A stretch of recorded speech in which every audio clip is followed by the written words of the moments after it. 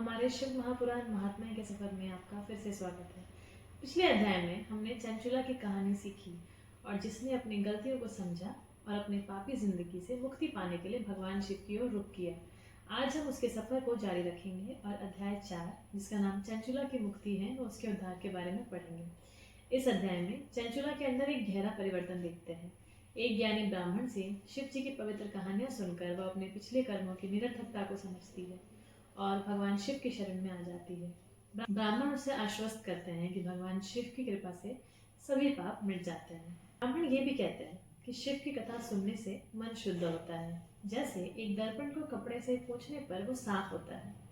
चंचुला आभार से भरी पूरे मन से ब्राह्मण की सेवा करती है और ध्यान पूर्वक उनकी कथा सुनती है। जैसे जैसे वह इन शिक्षाओं को आत्मसात करती है उसका मन भक्ति और ज्ञान से भर जाता है, जिससे वो सांसारिक मोह से और भी दूर हो जाती है। चंचुला भगवान शिव का ध्यान करने में पूरी तरह समर्पित हो जाती है। वो साधु जीवन जीने लगती है, पेड़ों की छाल पहनती है, वो नियमित रूप से पवित्र जल में स्नान करती है। अपनी इस साधना के माध्यम से वो अंततः अपने शरीर को त्याग कर देती है और भगवान शिव द्वारा भेजा गया एक दिव्य रथ उसके निवास स्थान पर उसे लेने आता है। अब वो एक दिव्य रूप में बदल चुकी है और भगवान शिव के सामने खड़ी होती है, जो माता पार्वती और अन्य देवताओं से घिरे हुए हैं।